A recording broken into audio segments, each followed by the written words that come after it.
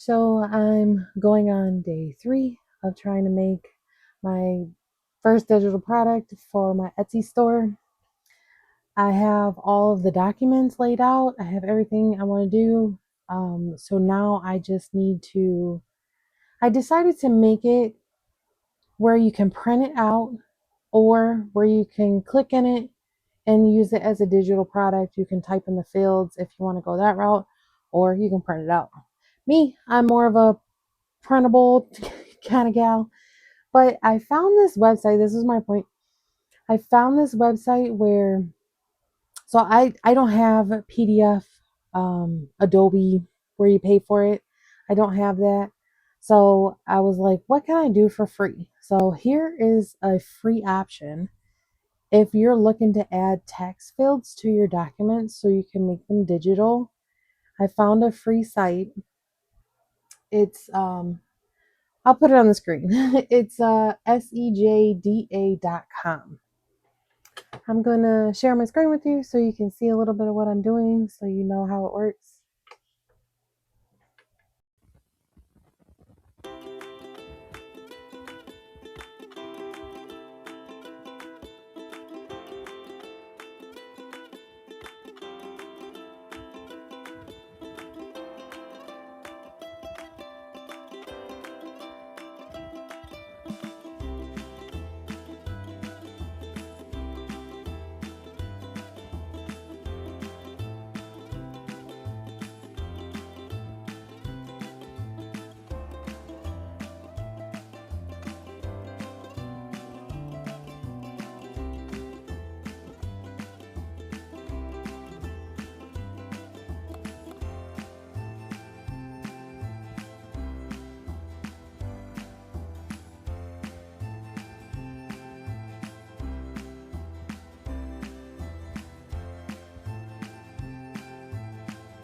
This is a really good option, so I just wanted to basically get on here and talk to you about this more so than anything.